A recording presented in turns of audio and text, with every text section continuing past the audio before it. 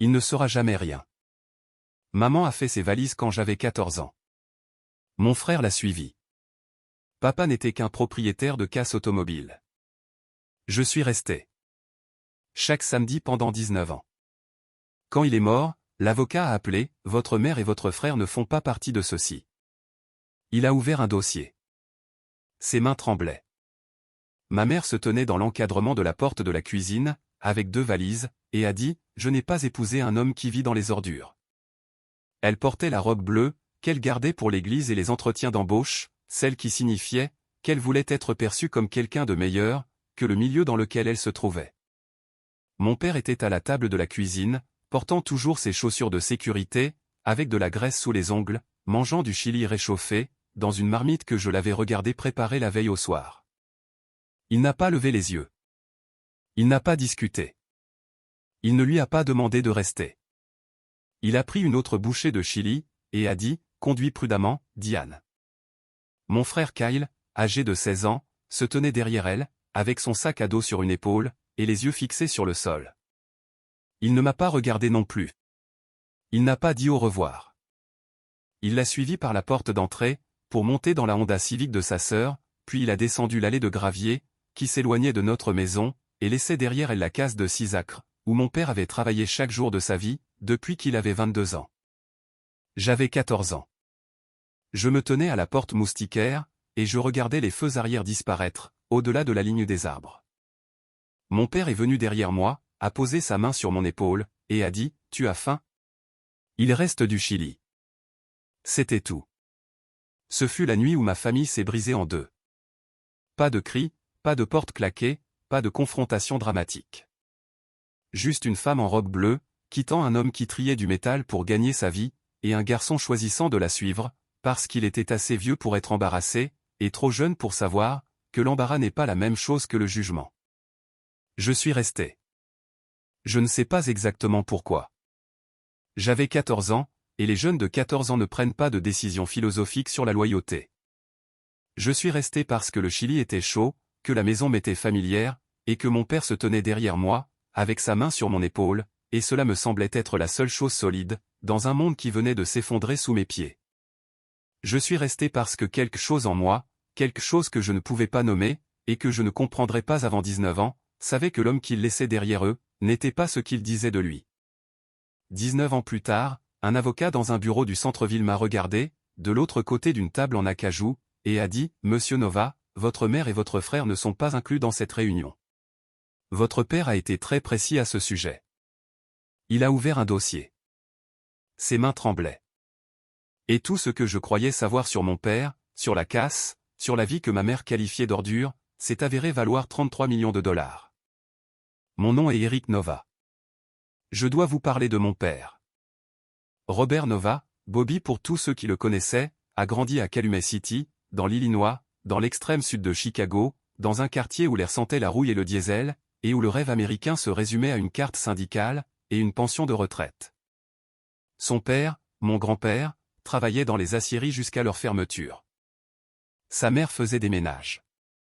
Bobby a abandonné le lycée à 17 ans, a obtenu son équivalence, GED, à 19 ans, et à 22 ans, il a utilisé chaque dollar, qu'il avait économisé grâce à 3 années de petits boulots, pour acheter un terrain de 4 acres près de la route 394, qui comprenait une clôture en grillage, un hangar en tôle ondulée, et un panneau sur lequel on pouvait lire Novak Salvage and Auto Part.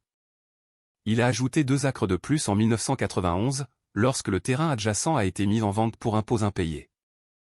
L'investissement total, 41 000 $, pour 6 acres de terre plate et laide, entourés de champs de maïs et de lignes électriques. Pendant les 30 années suivantes, mon père a dirigé cette casse.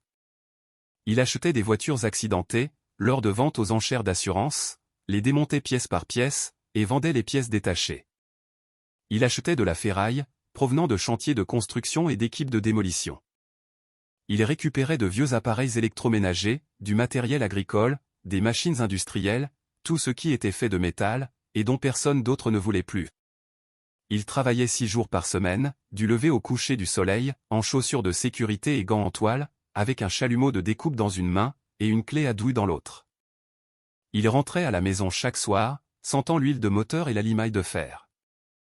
Il dînait à la même table, regardait le même journal télévisé du soir, et se couchait à 21h30, parce que la cour ouvrait à 7h. Ma mère appelait cela un gâchis. Elle le disait avant de partir, et elle l'avait dit pendant des années avant cela. Elle voulait un mari qui portait une cravate, qui travaillait dans un bureau, qui avait un titre de poste qu'elle pourrait mentionner au dîner de sa sœur, sans voir toute la table devenir silencieuse. Elle a épousé Bobby Nova quand elle avait 20 ans, parce qu'il était beau, amusant, et qu'il la faisait se sentir en sécurité. Mais la sécurité ne suffisait pas. Pas quand sa sœur a épousé un représentant en produits pharmaceutiques, et a déménagé à Naperville. Pas quand ses amis du lycée ont commencé à poster des photos de vacances, et de rénovation de cuisine sur Facebook. Pas quand la distance, entre sa vie et la vie qu'elle désirait, est devenue un canyon, qu'elle ne pouvait cesser de fixer du regard. Je ne la blâme pas d'avoir voulu plus. Je la blâme pour la façon dont elle est partie, pour ce qu'elle a dit, pour le fait que, jamais une seule fois en 19 ans, elle n'a appelé mon père pour s'excuser, ou s'expliquer, ou même lui demander comment il allait. Elle a demandé le divorce, 6 semaines après son départ. Elle a demandé la maison. Mon père la lui a donnée sans discuter. Il a emménagé dans un petit appartement au-dessus du bureau de la casse, un espace de 2 pièces, avec une plaque chauffante, un mini-réfrigérateur, et un matelas sur le sol. Il lui a laissé la maison, parce que c'était plus facile que de se battre, et parce que Bobby Nova était le genre d'homme, qui préférait perdre une maison, plutôt que de perdre une journée de travail dans un tribunal. J'ai vécu avec mon père. Le tribunal avait accordé la garde principale à ma mère, mais j'ai refusé d'y aller. À 14 ans, dans l'Illinois, un juge prend en compte la préférence d'un enfant, et j'ai exprimé la mienne clairement. Je voulais rester avec mon père. Ma mère s'y est opposée. Mon père, lui, n'a rien dit. Le juge a accédé à ma requête. Ma mère a pris Kyle, la maison, et les meubles, et m'a laissé avec un homme, qui vivait au-dessus d'une casse, et mangeait du chili réchauffé pour le dîner. Ce fut la meilleure décision, que j'ai jamais prise.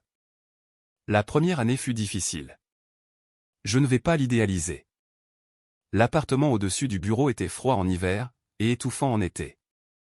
La douche était un tuyau en caoutchouc, fixé à un évier utilitaire.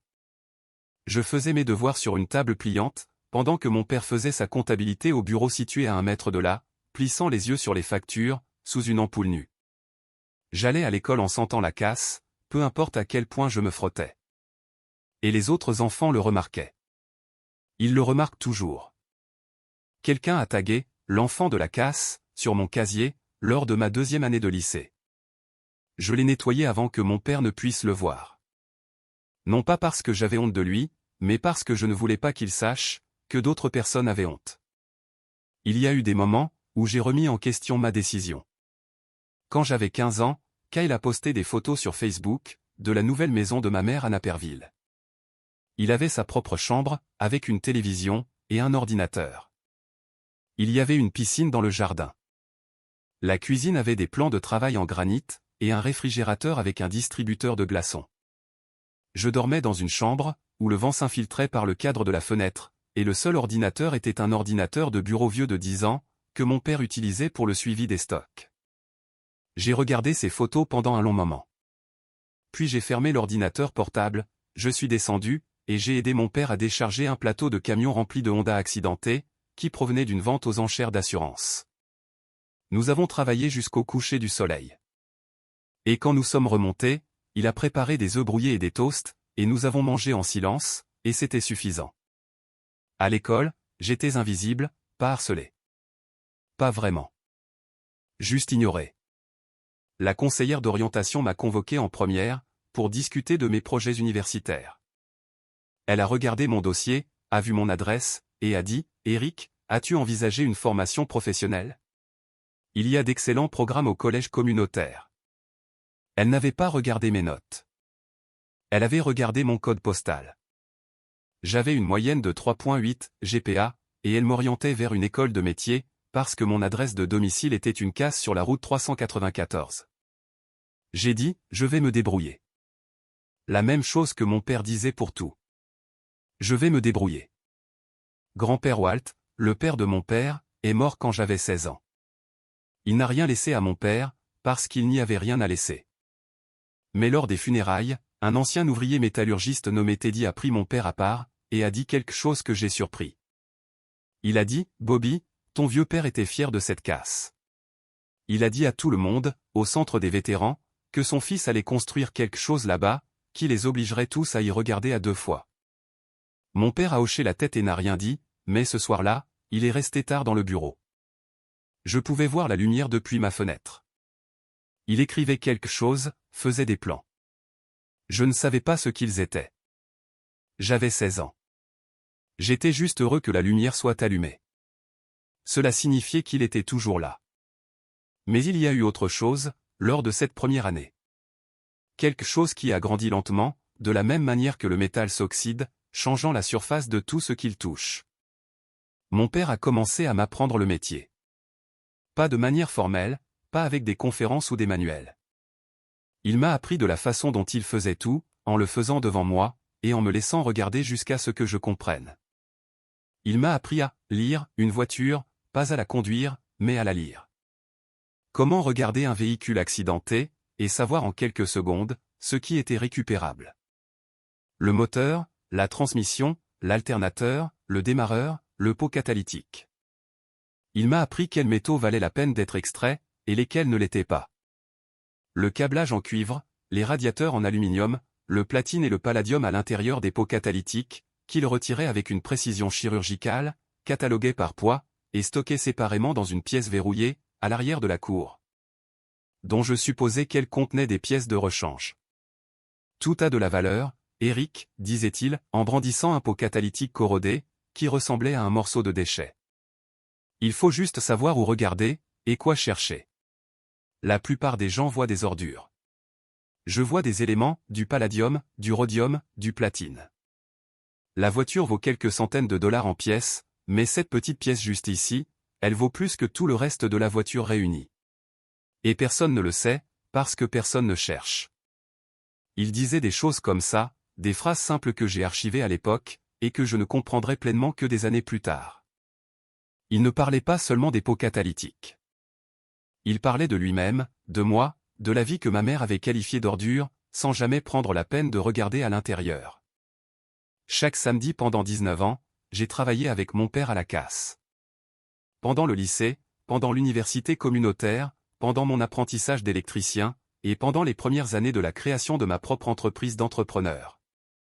Chaque samedi, j'arrivais à 7 heures du matin, et nous travaillions jusqu'à 17 heures l'après-midi, extrayant des pièces, coupant du métal, triant la ferraille, chargeant le plateau pour le recycleur. Nous déjeunions ensemble dans son petit bureau, assis sur des chaises pliantes, avec la radio syntonisée sur la station des vieux tubes, mangeant des sandwichs de la station-service au bout de la rue. Nous ne parlions pas beaucoup. Nous n'en avions pas besoin. Le travail était la conversation. La présence était l'essentiel. Ces samedis ont été l'architecture de ma vie. Ils étaient la fondation, sur laquelle tout le reste a été construit. Quand j'étais stressé par un travail, inquiet pour l'argent, ou seul de la manière spécifique dont un homme qui a grandi dans une casse est seul, tout ce que j'avais à faire, c'était de conduire jusqu'à la route 394, de franchir ses portes, de prendre une clé à molette. Et de commencer à extraire des pièces. Le rythme du travail m'apaisait. Le bruit du métal sur le métal, l'odeur de l'huile et de la rouille, le poids d'une transmission dans mes bras. C'était de la méditation. C'était une thérapie. C'était mon église. Certains de mes meilleurs souvenirs sont les plus simples. Un mardi de février 2012, lorsqu'une tempête de neige a coupé l'électricité, et que nous avons travaillé dans la cour avec des lampes de poche et un générateur, riant de l'absurdité de la situation, notre souffle cristallisant dans l'air. Un samedi de juin 2015, lorsqu'un client est arrivé avec une Camaro SS de 1969, qui avait été percutée par l'arrière. Et mon père s'est tenu là, à la regarder de la manière dont certains hommes regardent les couchers de soleil, et a dit, c'est dommage. C'était une belle voiture. Il a passé 3 heures, cet après-midi-là, à retirer soigneusement la face avant intacte, le tableau de bord, les sièges, et le moteur, préservant le tout avec une tendresse, que je ne lui avais jamais vu manifester envers quoi que ce soit, sauf moi. Il a vendu ses pièces l'année suivante, à des collectionneurs, pour plus que ce que valait la voiture entière. Un samedi d'octobre 2020, 2 semaines après son premier diagnostic de cancer. Il était fatigué, bougeait plus lentement, mais il était là. Nous avons travaillé côte à côte, désossant une flotte de fourgonnettes de livraison à la retraite. Et au déjeuner, il m'a regardé et a dit, sorti de nulle part, « Eric, merci d'être resté. » Ce fut la seule fois, en 19 ans, qu'il le dit directement. J'ai répondu, où serais-je ailleurs? Il a hoché la tête. Ce fut toute la conversation. 6 mots de lui. 5 de moi. C'était suffisant. Mon père n'était pas un bavard. Il était un observateur. Il remarquait tout. Quelles cases faisaient faillite et vendaient leur stock à bas prix? Quelles entreprises de démolition rognaient sur les coûts, en matière d'élimination de la ferraille? Quels métaux voyaient leur prix augmenter, et lesquels suivaient un cycle baissier? Il lisait les publications spécialisées de l'industrie, de la même manière que d'autres hommes lisent les pages sportives. Il pouvait citer les prix au comptant du cuivre, de l'aluminium et de l'acier, de la façon dont un courtier en bourse cite le Dow Jones. Il connaissait le marché du recyclage, comme il connaissait chaque clé dans sa boîte à outils, intimement, précisément, grâce à des décennies d'utilisation quotidienne. Il lisait aussi, comme je l'apprendrai plus tard, des choses totalement différentes. Des annonces immobilières, des registres fonciers du comté, des comptes rendus du conseil d'urbanisme, des plans de développement des infrastructures. Il les lisait le soir, après que je sois rentré chez moi, dans son appartement au-dessus du bureau, sous cette ampoule nue, avec la même concentration silencieuse qu'il apportait à tout. Je ne savais rien de tout cela. Ni pour la salle de stockage du métal, ni pour l'immobilier, ni pour les plans qu'il élaborait. Je connaissais mon père comme un homme qui possédait une casse, qui y travaillait honnêtement, vivait simplement, et ne se plaignait jamais de la femme qu'il avait quittée, ni du fils qu'il avait suivi par la porte. Kyle et moi ne nous sommes pas parlé, pendant les 5 premières années suivant la séparation. Il était à Naperville avec ma mère, allant dans un bon lycée, jouant au football, et sortant avec des filles, qui ne savaient pas que son père triait de la ferraille pour gagner sa vie. Ma mère s'est remariée en 2008. Un homme nommé Gérald, qui vendait des dispositifs médicaux, conduisait une Lexus, et n'avait jamais eu une seule fois de graisse sous les ongles. Kyle a pris le nom de famille de Gérald pendant un certain temps, puis en a changé à nouveau, après l'effondrement du mariage 3 ans plus tard. Il est allé dans une université d'État, a étudié l'administration des affaires, et a obtenu un emploi dans une entreprise de logistique, où il gagnait bien sa vie, et décrivait son éducation comme étant « compliquée » quand on le lui demandait. Il m'a appelé une fois en 2012, quand il avait 24 ans et moi 22. Il a dit qu'il voulait reprendre contact. Nous nous sommes retrouvés dans un petit restaurant, à mi-chemin entre son appartement et la casse. C'était gênant. Il a posé des questions sur papa. J'ai dit que papa allait bien. Il a posé des questions sur l'entreprise. J'ai dit que l'entreprise allait bien. Il a demandé si papa parlait parfois de lui. J'ai dit non, parce que c'était la vérité. Mon père ne mentionnait jamais Kyle. Pas par colère, mais par quelque chose de plus silencieux. Une porte qui avait été fermée si doucement, que l'on ne pouvait même pas dire qu'elle était fermée, jusqu'à ce que l'on essaie de la franchir. Kyle n'a pas visité la casse. Il n'a pas appelé papa. Il n'a pas envoyé de carte d'anniversaire, ni de SMS pour Noël, ni de mail. La reprise de contact a duré le temps d'un déjeuner au restaurant, puis s'est dissoute à nouveau dans le silence. Ma mère a été pire. En 19 ans, elle a contacté mon père à 3 reprises. La première fut en 2009, lorsque l'entreprise de dispositifs médicaux de Gérald a traversé une mauvaise passe, et qu'elle a eu besoin d'argent. Elle a appelé sur la ligne fixe de la casse, et a demandé $8 000 à Bobby. Il les lui a virés le lendemain. Elle n'a pas dit merci. La deuxième fois, ce fut en 2014, lorsque Kyle a eu besoin d'aide, pour le dépôt de garantie d'un appartement. Elle a rappelé. Mon père a envoyé $3 000. Aucun remerciement. La troisième fois, ce fut en 2019, lorsqu'elle a eu besoin d'une chirurgie dentaire, que son assurance ne couvrait pas. Mon père a payé la facture de $11 000, sans hésitation. 3 contacts en 19 ans, tous pour faire des retraits. Pas une seule fois, elle n'a demandé comment il allait. Pas une seule fois, elle ne lui a rendu visite. Pas une seule fois, elle n'a dit qu'elle était désolée. Je le sais parce que mon père tenait des registres. Chaque contact, chaque dollar envoyé, chaque appel téléphonique, consigné avec la date, l'heure, la durée, et le montant demandé. Il les classait dans un dossier dans le tiroir de son bureau, de la même manière qu'il classait les factures des ventes de pièces, méthodiquement, sans émotion, juste des données. Un homme qui avait passé sa vie à trier les matériaux de valeur des matériaux sans valeur, faisant la même chose avec les personnes qu'il avait laissées derrière lui. En 2020, mon père a été diagnostiqué d'un cancer de la prostate. Stade 2, traitable, m'a-t-il dit un samedi après-midi à la casse, assis dans son bureau, avec la radio allumée, de manière aussi désinvolte, que s'il me parlait d'un nouveau lot de voitures arrivant des enchères. J'ai un cancer, Eric. Le docteur dit qu'on l'a pris à temps. Ça va aller. Ça n'allait pas. Le traitement fut brutal. Les radiations, l'hormonothérapie, le cycle épuisant des rendez-vous et des effets secondaires, et la lente érosion d'un corps, qui avait travaillé dur chaque jour, pendant 45 ans. Mais il a continué à aller à la casse. Chaque jour, il travaillait moins d'heures, prenait plus de pauses, s'asseyait sur sa chaise plus qu'il ne se tenait debout à l'établi. Mais il était là, chaque jour sans exception. J'ai emménagé dans l'appartement au-dessus du bureau, pendant son traitement.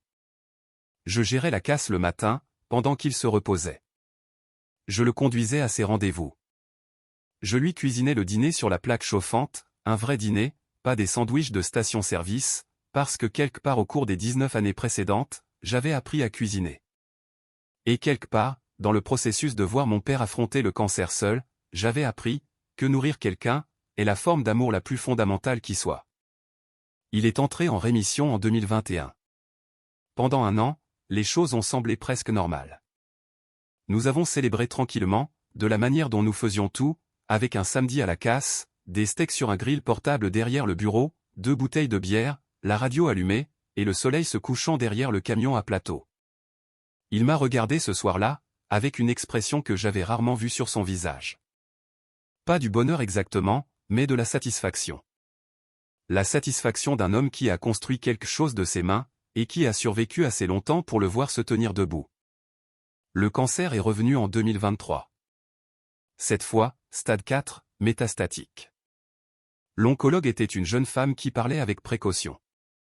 De la façon dont les gens parlent, lorsqu'ils annoncent des nouvelles qui vont bouleverser la vie de quelqu'un. Elle a utilisé des mots comme palliatif, qualité de vie, et le rendre confortable. Mon père a écouté tout cela, a hoché la tête, et a demandé « Combien de temps ?» Le médecin a répondu « Peut-être 1 an avec traitement, peut-être moins 100. » Mon père a dit « J'ai du travail à terminer. » Il a travaillé pendant encore 11 mois, chaque jour. Même quand il pouvait à peine tenir debout, même quand les analgésiques faisaient trembler ses mains et troublaient sa vision, même quand je le suppliais de se reposer, de prendre un jour de congé. De s'asseoir dans l'appartement et de regarder la télévision comme une personne normale face à ce qu'il affrontait, il secouait la tête et disait « La casse ne se gère pas toute seule, Eric. » Mais de plus en plus, le travail qu'il effectuait n'était pas le travail de la cour. Il était à son bureau, dans l'office, parcourant des dossiers, passant des appels téléphoniques que je ne comprenais pas, à des gens que je ne connaissais pas, travaillant sur quelque chose qui n'avait rien à voir avec les opérations quotidiennes de l'entreprise. Des documents juridiques, des relevés financiers, des levées topographiques, des appels téléphoniques à Arthur Brennan, qui duraient 1 heure ou plus, derrière une porte fermée. Quand je demandais ce qu'il faisait, il répondait « de la paperasse, les trucs ennuyeux ». Il souriait quand il disait ça. La seule fois où il a souri durant ces derniers mois, c'est quand il travaillait sur ce qui se trouvait dans ses dossiers. Je réalise maintenant qu'il achevait l'architecture, mettant les dernières pièces en place, s'assurant que chaque fiducie, trust, était financé, que chaque document était signé, que chaque acre de terre était comptabilisé. Il bâtissait son héritage, de la même manière qu'il avait tout bâti le reste, soigneusement, complètement, sans laisser aucun détail au hasard, et sans aucun matériau gaspillé. Ma mère et Kyle sont apparus en janvier 2024. 19 ans de silence, et ils se sont pointés à l'hôpital, où mon père passait ce que nous savions tous les deux, être ses dernières semaines. J'étais dans le couloir, en train de prendre un café, quand je les ai vus. Ma mère était plus âgée, plus mince, avec la posture prudente d'une femme, qui avait passé 2 décennies à prétendre que son premier mariage n'avait jamais eu lieu. Kyle avait 36 ans, il était plus grand que dans mes souvenirs, portant un blazer, et l'expression inconfortable d'un homme qui sait qu'il est dans un endroit où il n'a pas sa place.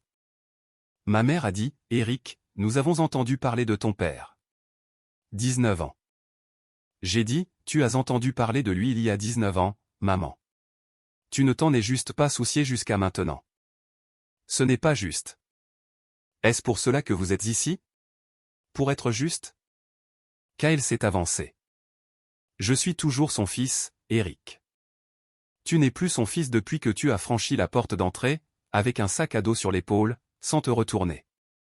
Tu n'as pas le droit d'être son fils maintenant, parce qu'il est mourant. Ce n'est pas comme ça que ça marche. Ils sont allés dans sa chambre quand même. Je ne les ai pas arrêtés. Mon père était réveillé. Il a regardé ma mère, puis Kyle, puis moi. La chambre était silencieuse, à l'exception des moniteurs, et du bruit de Kyle déplaçant son poids d'un pied à l'autre. Mon père m'a regardé, et a dit, d'une voix claire et assurée malgré la morphine, ceux qui restent, sont ceux qui héritent. Souviens-toi de ça. Il a fermé les yeux. Ma mère a commencé à pleurer. Kyle est resté là, les mains dans les poches, fixant le sol. Ils sont partis 20 minutes plus tard. Mon père n'a pas rouvert les yeux, pendant qu'ils étaient là. Il est décédé le 6 février 2024. Un mardi matin. Je lui tenais la main. La chambre était silencieuse, à l'exception des moniteurs, et du bruit de ma propre respiration. Il n'avait pas parlé depuis 2 jours. Mais dans la dernière heure, sa prise s'est resserrée une fois, à peine, une pression si faible, qu'une infirmière l'aurait manqué. Je ne l'ai pas manqué. J'avais passé 19 ans à apprendre à remarquer les choses, que les autres négligeants. Les moniteurs ont affiché une ligne plate. L'infirmière est entrée, a vérifié son pouls, et a noté l'heure. 6h47 du matin. La casse ouvrait à 7h. Il y était presque arrivé. Je suis resté assis avec lui pendant 20 minutes, après que l'infirmière soit sortie. Je lui ai tenu la main, et je lui ai dit des choses, que je n'avais jamais dites à voix haute. Qu'il était le meilleur homme, que j'ai jamais connu. Que la casse n'était pas un tas d'ordures. Que la vie qu'il avait construite, n'était pas un gâchis. Que chaque samedi, chaque sandwich, chaque déjeuner silencieux avec la radio allumée, était une brique dans la fondation de ce que j'étais devenu. Je lui ai dit que je prendrais soin de la casse. Je lui ai dit que je m'occuperais de tout. Je ne sais pas s'il m'a entendu. Je choisis de croire que oui. Les funérailles furent intimes. Je les ai organisées. Je les ai payées. Les gars qui travaillaient à temps partiel à la casse sont venus, ainsi que quelques-uns des clients réguliers, et le propriétaire du petit restaurant où nous achetions des sandwichs. Une femme du bureau du greffier du comté, qui connaissait mon père depuis des années, mais dont je ne comprendrai l'importance que plus tard. Ma mère et Kyle sont venus. Ils se sont assis au fond. Ils ne m'ont pas parlé. Ils n'ont pas parlé du tout. 3 semaines plus tard, j'ai reçu l'appel d'un homme nommé Arthur Brennan. Il s'est présenté comme étant l'avocat de mon père, et m'a demandé de venir à son bureau au centre-ville de Chicago, pour la lecture du testament. J'ai dit, je ne savais pas que mon père avait un avocat. Il a répondu, votre père avait beaucoup de choses que vous ignoriez, monsieur Nova. C'est un peu le but. J'ai posé des questions sur ma mère et Kyle. Arthur a dit, les instructions de votre père sont explicites. Cette réunion est pour vous seul. Votre mère et votre frère ne sont pas inclus, dans ces procédures. J'ai conduit jusqu'au centre-ville, un jeudi matin. Le bureau d'Arthur Brennan se trouvait au 31e étage d'un immeuble sur la Salle Street. Bois sombre, fenêtre du sol au plafond, le genre de cabinet qui facture $400 l'heure, et qui mérite chaque centime. Arthur avait environ 60 ans, les cheveux argentés, précis dans ses mouvements, avec le discours mesuré d'un homme, qui avait passé des décennies à choisir ses mots, de la façon dont un chirurgien choisit ses instruments. Il m'a serré la main et a dit, votre père était le client le plus remarquable, que j'ai jamais représenté. Asseyez-vous, s'il vous plaît. Il a ouvert un dossier. J'ai remarqué ses mains. Elles tremblaient. Pas à cause de l'âge, pas à cause de la caféine, mais à cause d'autre chose. Le poids de ce qu'il s'apprêtait à dire, ou peut-être l'incrédulité qui le frappait encore après toutes ces années, qu'un homme qui triait de la ferraille avec des chaussures de sécurité, avait discrètement amassé une fortune, que la plupart de ses voisins de la Salle Street envieraient. Votre père est venu me voir en 2006, a commencé Arthur. 2 ans après le départ de votre mère. Il est entré dans ce bureau, avec ses chaussures de travail, et sa veste en toile avec de la graisse sur les manches. La réceptionniste a failli ne pas le laisser passer le hall. Il s'est assis sur cette chaise, où vous êtes assis maintenant, et m'a demandé si je pouvais l'aider, à construire quelque chose que personne ne verrait. Je lui ai demandé ce qu'il voulait dire. Il a dit, je veux transformer une casse en un empire, et je veux que mon fils en hérite, et je veux que les personnes qui nous ont quittés, ne touchent jamais un centime. C'est une citation exacte. Je l'ai notée, parce que je savais, même alors, que votre père n'était pas un homme ordinaire. Arthur m'a versé un verre d'eau. Je n'en avais pas demandé. Il l'a versé parce qu'il savait que j'en aurais besoin. La première chose que vous devez savoir, a-t-il dit, concerne la pièce verrouillée. La pièce verrouillée à l'arrière de la cour. Celle avec la porte en acier renforcé, et le cadenas à combinaison, que mon père changeait tous les 6 mois.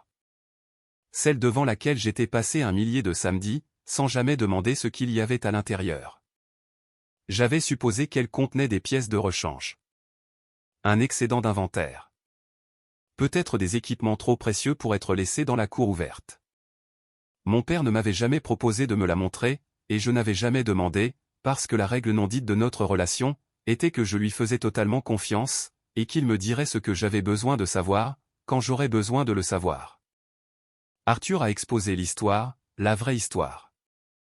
Celle à côté de laquelle j'avais passé 19 ans à vivre, sans la voir. La pièce verrouillée à l'arrière de la cour. Celle dont je pensais qu'elle contenait des pièces de rechange. Elle ne contenait pas de pièces de rechange. Elle contenait du métal, pas de la ferraille, du métal précieux. Pendant 30 ans, mon père avait systématiquement extrait et affiné des métaux de grande valeur, à partir des véhicules et des machines qui passaient par sa casse.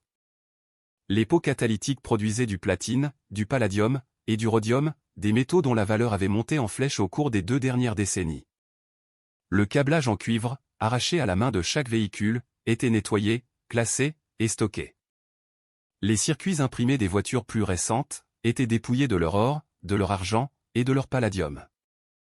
Les machines industrielles qui arrivaient pour être envoyées à la casse, contenaient des composants faits de tungstène, de cobalt, de titane, et d'autres métaux spéciaux, que mon père identifiait, retirait, cataloguait, et stockait. Avec la même précision qu'il apportait à tous les autres aspects de son travail. Il ne les vendait pas tout de suite.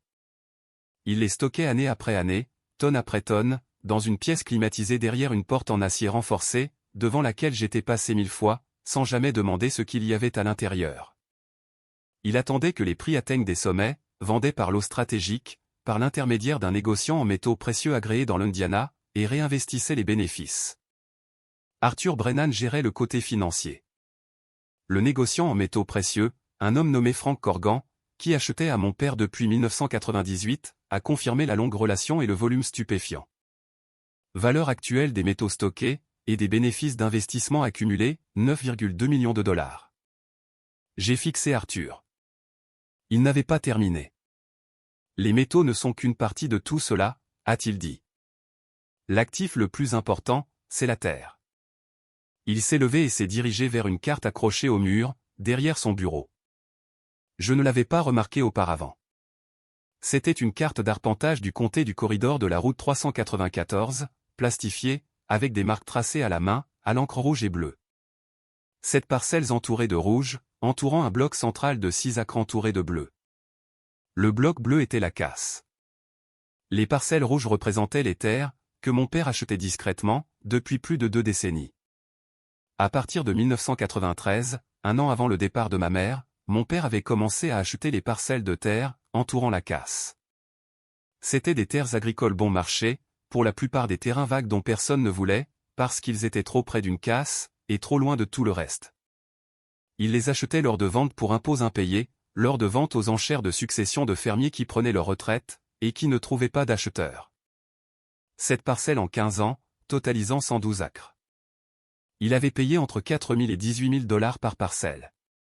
Investissement foncier total, environ 67 000 dollars. Il avait continué à acheter même pendant la récession. Arthur a dit, en 2008, 2009, quand les prix des terrains dans ce corridor ont touché le fond. Votre père a acheté 3 parcelles en 18 mois. Il m'a dit, Arthur, quand personne ne veut de quelque chose, c'est là qu'il faut l'acheter, parce que quelqu'un en voudra un jour. Il faut juste être assez patient pour attendre. C'était l'homme le plus patient que j'ai jamais connu. Personne n'a remarqué. Personne ne s'en souciait. C'était une terre plate et vide, à côté d'une casse sur la route 394. Ma mère était passée devant ces champs un millier de fois, sans jamais se demander à qui ils appartenaient. Kyle avait grandi en ne voyant que l'horizon dans toutes les directions, et avait conclu, comme tout le monde, qu'il n'y avait rien là-bas qui valait la peine d'être vu. Mais mon père, lui, voyait quelque chose. Il voyait la même chose qu'il voyait, dans chaque voiture accidentée qui passait ses portes. Non pas ce que c'était, mais ce que cela pouvait devenir. En 2021, une grande entreprise technologique a commencé à repérer des emplacements, pour un nouveau centre de données, dans la banlieue sud de Chicago. Ils avaient besoin d'un terrain plat, d'un accès aux infrastructures électriques, de la proximité des lignes principales de fibre optique, et de suffisamment d'acres pour construire une installation, qui servirait à leurs opérations de cloud computing, pour les 30 prochaines années. Le corridor le long de la route 394, avec ses connexions existantes au réseau électrique, datant de l'ancienne ère industrielle, et son accès direct à l'autoroute inter-État, était idéal. Les 112 acres de mon père se trouvaient au centre de tout cela. Arthur Brennan négociait avec l'équipe immobilière de l'entreprise technologique, depuis 18 mois avant la mort de mon père. L'offre sur la table pour la casse, et pour les 7 parcelles environnantes, était de 24,1 millions de dollars. Arthur a fait une pause, et a laissé le chiffre flotter dans la pièce.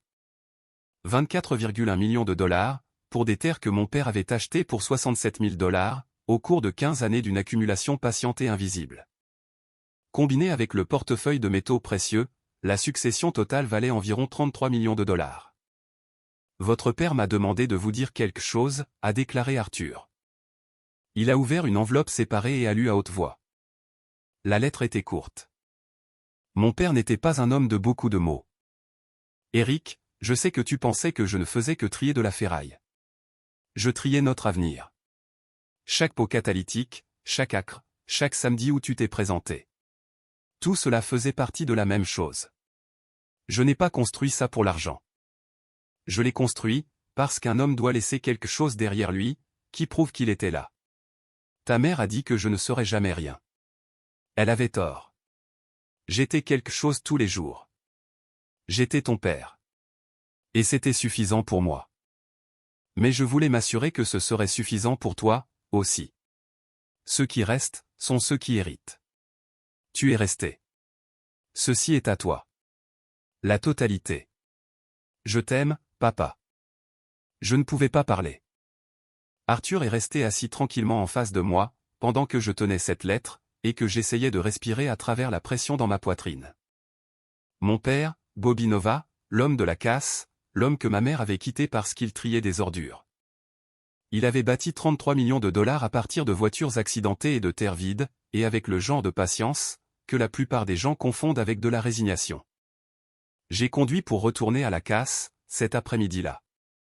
Je me suis garé à ma place habituelle, à côté du camion à plateau, et j'ai marché le long des rangées de véhicules désossés, jusqu'à l'arrière de la propriété. La pièce verrouillée, la porte renforcée, le cadenas à combinaison. Je connaissais la combinaison maintenant. Arthur me l'avait donnée, avec les clés, les numéros de compte, les documents des fiducies, et l'acte de propriété de chaque acre. J'ai ouvert la porte. La pièce faisait 20 pieds sur 30, climatisée, avec des étagères industrielles le long de chaque mur. Sur ces étagères, triées et étiquetées avec la même précision méticuleuse que mon père apportait à ses factures, se trouvaient des conteneurs de métaux précieux. Des fûts de fils de cuivre, nettoyés et triés par calibre. Des bacs de circuits imprimés dépouillés. Des conteneurs scellés de matériaux de peau catalytique, chacun étiqueté avec la date d'extraction, la source du véhicule, et la teneur estimée en métal. Des étagères séparées, pour le produit raffiné. De petits récipients scellés de poudre de platine, d'éponges de palladium, de rhodium sous forme cristalline.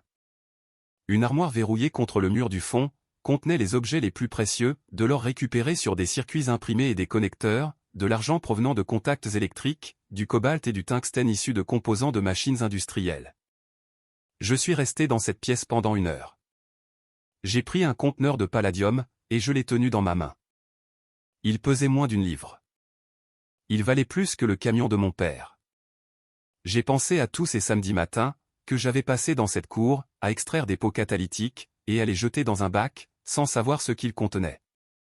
J'ai pensé à mon père, penché sur un établi dans cette pièce après que je sois rentré chez moi, extrayant des métaux précieux à la main, grain par grain, once par once, bâtissant une fortune à partir des pièces que tous les autres jetaient. Il me l'avait dit 100 fois, de 100 manières différentes. Tout a de la valeur, Eric. Il faut juste savoir où regarder. Je pensais qu'il parlait des voitures. Il parlait de tout. Arthur m'a expliqué la structure juridique. Tout était détenu dans des fiducies, trusts, que mon père avait établis par l'intermédiaire du cabinet d'Arthur, à partir de 2006. Les fiducies étaient irrévocables, correctement financées, et me désignaient spécifiquement comme l'unique bénéficiaire. Ma mère et Kyle étaient explicitement exclus. Il y avait une clause de non-contestation, qui annulerait toute contestation judiciaire, et exposerait le plaignant à la perte de toute réclamation accessoire contre la succession. Votre père a anticipé une contestation, a déclaré Arthur. Il s'y est préparé de la manière dont il se préparait à tout, minutieusement. L'exclusion de votre mère et de votre frère est étayée par 19 ans de relevés de contact, de transferts financiers, et par une déclaration sous serment de votre père, décrivant l'abandon en détail. Il a également inclus les 3 cas, où votre mère l'a contacté uniquement pour demander de l'argent, totalisant $22, et dont aucun n'a été remboursé ou reconnu. Le dossier pour l'éloignement intentionnel est inattaquable. J'ai posé des questions sur l'accord du centre de données. Arthur a répondu que l'offre était ferme, et que l'entreprise technologique était impatiente de conclure. Mon père avait négocié les termes, jusqu'à 2 semaines avant sa mort. Les derniers détails étaient en place. Tout ce que j'avais à faire, c'était de signer. Ma mère l'a découvert dans le mois qui a suivi. Je ne sais pas comment. Peut-être que Kyle a entendu quelque chose d'un ancien voisin. Peut-être que le nom de ma mère a déclenché une notification, dans un système d'homologation des testaments. Peut-être que quelqu'un aux funérailles a mentionné l'avocat. Quelle que soit la manière dont c'est arrivé, Kyle m'a appelé, un dimanche soir du mois de mars. Eric, que se passe-t-il avec la succession de papa? Maman a entendu dire qu'il y avait une sorte d'accord foncier. C'est le cas. Combien? Ce ne sont pas tes affaires, Kyle. Pas mes affaires. Il était mon père, aussi. Il était ton père quand tu avais 16 ans, et que tu es sorti de cette maison sans dire au revoir. Il a été ton père pendant les 19 années suivantes, où tu n'as pas appelé, où tu n'as pas rendu visite, où tu n'as pas envoyé une carte pour son anniversaire. Il était ton père quand il a eu le cancer, et que tu n'étais pas là. Il était ton père quand il est mort, et que je lui tenais la main, pendant que tu étais assis au fond de l'église, à vérifier ton téléphone. Il était ton père pendant tout ce temps, Kyle. Tu ne voulais juste pas de lui, jusqu'à ce que tu découvres qu'il valait quelque chose. Ce n'est pas juste. Tu n'arrêtes pas d'utiliser ce mot. Maman l'a utilisé, aussi. Tu sais ce qui n'est pas juste? Manger des sandwichs de station-service dans un appartement de 2 pièces, pendant que ta mère refait sa cuisine à Naperville. Travailler dans une casse tous les samedis, pendant que ton frère fait semblant que son père n'existe pas, tenir la main d'un homme pendant qu'il meurt, et savoir que les personnes qui auraient dû être là, ont choisi de ne pas y être. C'est ça qui n'est pas juste. Ici, ce sont juste des mathématiques. Il a raccroché. Il a rappelé le lendemain avec le nom d'un avocat. Je lui ai parlé de la clause de non-contestation. Il est devenu silencieux. Ma mère a appelé une semaine plus tard. J'ai failli ne pas répondre, mais je retenais cette conversation dans ma poitrine depuis 19 ans. Et le poids de celle-ci était plus lourd que tout ce que j'avais jamais arraché à une voiture accidentée. Eric, je suis ta mère. Je sais qui tu es. Je veux comprendre ce qui se passe avec la succession de ton père. Ce qui se passe, c'est ce que papa voulait qu'il se passe. Il m'a tout laissé. La casse, la terre, les métaux, les investissements, tout. Tu n'es pas incluse. Kyle n'est pas inclus. Il a été très précis. Cela ne peut pas être légal. C'est légal. C'est documenté. C'est irrévocable. Et c'est accompagné de 19 ans de registre, montrant que tu l'as contacté 3 fois, toutes les 3 fois pour demander de l'argent, et jamais une seule fois pour lui demander comment il allait. Silence. Je pouvais l'entendre respirer. Je pouvais entendre la télévision en arrière-plan. Un talk-show de jour, le bruit ambiant d'une vie vécue dans le confort, pendant que mon père triait du métal dans le froid. Il me le devait, a-t-elle dit. Je lui ai donné les meilleures années de ma vie. Tu lui as donné 12 ans, puis tu es parti en prenant son fils, et en le traitant de déchet. Il t'a donné une maison. Il t'a donné 22 000 $, chaque fois que tu as appelé. Il t'a accordé le divorce, sans se battre. Et il a passé les 19 années suivantes, à construire un empire en silence, pendant que tu disais à tous ceux qui voulaient l'entendre, qu'il ne serait jamais rien. Un empire dans une casse. 33 millions de $. Maman, dans une casse. La même casse que tu as qualifiée d'ordure. Le même homme dont tu disais qu'il ne serait jamais rien. Il était bien plus que ce que tu n'aurais jamais pu imaginer. Tu ne pouvais tout simplement pas le voir, parce que tu étais trop occupé à regarder ce que les autres avaient. Elle n'a pas parlé pendant un long moment. Quand elle l'a fait, sa voix était différente, plus petite. M'a-t-il jamais pardonné? J'ai pensé à cela. J'ai pensé aux 19 années de samedi matin, aux stations de radio, aux sandwichs et au silence. J'ai pensé à la façon dont mon père ne prononçait jamais le nom de ma mère. Pas par colère, mais par une tristesse achevée. La façon dont on cesse de mentionner une route sur laquelle on ne conduit plus. J'ai pensé à la lettre qu'Arthur avait lue, et à la ligne qui disait « Ta mère a dit que je ne serai jamais rien ». Il avait porté cette phrase pendant 19 ans. Il l'avait utilisée comme carburant. Il avait pris la pire chose que quelqu'un lui ait jamais dite, et l'avait transformée en moteur, qui a propulsé la construction silencieuse et invisible d'un empire de 33 millions de $. J'ai pensé à la nuit où elle est partie. La robe bleue, les 2 valises, la façon dont il n'a pas levé les yeux de son Chili. Avant, je pensais qu'il n'avait pas levé les yeux parce qu'il était brisé. Maintenant, je pense qu'il n'avait pas levé les yeux, parce qu'il avait déjà décidé ce qu'il allait faire ensuite. Bobby Nova ne perdait pas de temps, avec les choses qu'il ne pouvait pas changer. Il dépensait son énergie, dans les choses qu'il pouvait construire. Je ne sais pas, ai-je répondu, mais il a construit quelque chose d'extraordinaire, et il l'a fait après que tu lui aies dit qu'il ne le pourrait pas. Alors peut-être que le pardon n'était pas ce dont il avait besoin. Peut-être que ce dont il avait besoin, c'était de te prouver que tu avais tort. Et il l'a fait. Chaque jour pendant 19 ans, dans une case que tu as qualifiée d'ordure, avec un fils que tu as laissé derrière toi. Elle pleurait. Je pouvais l'entendre à travers le téléphone. Pas les pleurs théâtraux de quelqu'un qui veut de la compassion. Les vrais pleurs. Ceux qui viennent du fait de comprendre, trop tard, qu'on s'est trompé sur tout. Au revoir, maman. J'ai raccroché. J'ai conduit jusqu'à la casse. Je me suis assis sur la chaise de mon père, dans le petit bureau, avec la radio allumée et l'ampoule nue au-dessus de ma tête, et je n'ai pas pleuré. J'avais assez pleuré.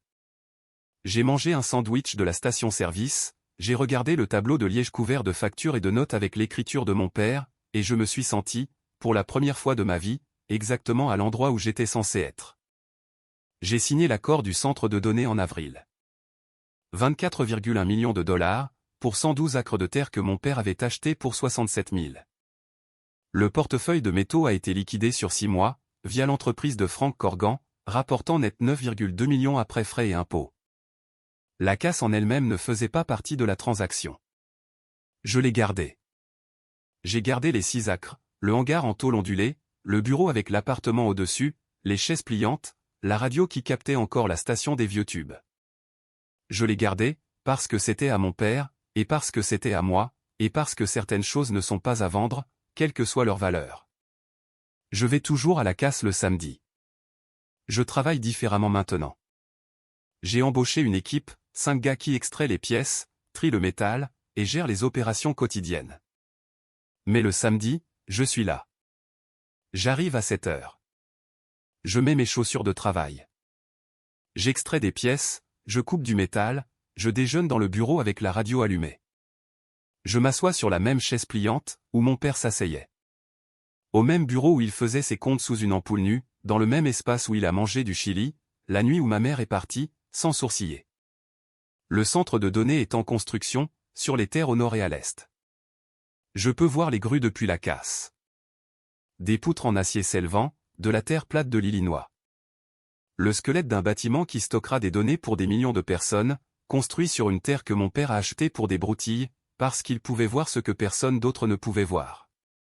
Que cette terre laide, plate et non désirée, à côté d'une casse sur la route 394, vaudrait quelque chose un jour. De la même manière qu'il a vu, qu'un pot catalytique corrodé valait plus que la voiture dont il provenait. De la même manière qu'il a vu, qu'un samedi matin avec son fils, valait plus que la femme qui était partie. Ma mère a contesté le testament. Son avocat a envoyé une lettre, affirmant que Bobinova était mentalement affaiblie, durant ces dernières années en raison du traitement contre le cancer, et que les fiducies étaient le produit d'une capacité diminuée. Arthur Brennan a répondu avec un dossier de 300 pages, qui comprenait les dossiers médicaux complets de mon père, une évaluation cognitive administrée 8 mois avant son décès, démontrant sa pleine capacité mentale. 19 ans de registres financiers détaillés prouvant une prise de décision cohérente et sophistiquée, ainsi que le journal des contacts complet documentant l'abandon de ma mère. Le dossier comprenait également la clause de non-contestation, et une mise en demeure formelle, précisant que la poursuite de la contestation exposerait ma mère à la perte de toute réclamation résiduelle, et à une responsabilité potentielle pour les frais de justice. La contestation a été retirée en 11 jours. Kyle m'a envoyé un SMS, 2 mois plus tard. C'était la chose la plus longue qu'il m'ait jamais écrite. Il a dit qu'il était désolé. Il a dit qu'il savait qu'il avait fait le mauvais choix quand il avait 16 ans. Il a dit qu'il aurait aimé rester. Il a dit qu'il comprenait pourquoi papa ne lui avait rien laissé, et qu'il n'allait pas le combattre. Il a demandé si on pouvait déjeuner ensemble un de ces jours. Je l'ai lu 3 fois. J'ai pensé à un gamin de 16 ans, se tenant derrière sa mère avec un sac à dos sur l'épaule. Choisissant la vie qui paraissait meilleure de l'extérieur, plutôt que celle qui était réelle. J'ai pensé au fait que 16 ans, c'est trop jeune pour comprendre que l'homme en chaussures de travail est celui que l'on devrait suivre. Et comment 36 ans, c'est assez vieux pour réaliser qu'on s'est trompé, mais trop tard pour l'annuler. J'ai répondu, samedi, à la casse, 7 heures du matin, apporte des chaussures de travail. Il est venu. Il s'est garé sur le terrain en gravier à 6h55, dans une voiture de location, portant des chaussures de travail neuves, qui n'avaient jamais touché la terre, et une chemise en flanelle, qui avait encore les plis de l'emballage. Il a regardé autour de la casse, de la manière dont les touristes regardent les villes étrangères, avec les yeux grands ouverts et incertains, de quelqu'un qui sait qu'il est dépassé par les événements. Je lui ai tendu une paire de gants en toile, le même genre que portait mon père, et nous avons marché vers la première rangée de véhicules, sans parler. Il n'a pas dit grand-chose. Je ne m'y attendais pas, de toute façon. Je lui ai donné des tâches simples. Retirer la batterie, déconnecter l'alternateur, enlever le câblage en cuivre du faisceau. Il travaillait lentement, maladroitement, de la façon dont travaille quiconque, n'ayant jamais tenu une clé à douille avec un but précis. Ses mains se sont couvertes d'ampoules, dès la première heure. Il ne s'est pas plaint. Je l'ai observé du coin de l'œil, et j'ai vu quelque chose que je n'attendais pas. De la concentration. De la vraie concentration. Le genre qui vient du désir, de bien faire les choses. Non pas parce que l'on sait comment faire, mais parce que l'on comprend, enfin, que c'est important. Au déjeuner dans le bureau, mangeant des sandwichs de la même station-service, assis sur des chaises pliantes avec la radio allumée, il a fini par parler. C'est ce que tu faisais, tous les samedis. Chaque samedi, pendant 19 ans. Il a regardé autour du bureau, l'ampoule nue, le bureau en métal, les factures épinglées sur le tableau de liège, la tache sur le mur, là où papa s'adossait à sa chaise chaque soir. Les yeux de Kyle étaient humides. J'aurais dû être là, a-t-il dit. Ouais, ai-je répondu. Tu aurais dû. Nous avons mangé nos sandwichs.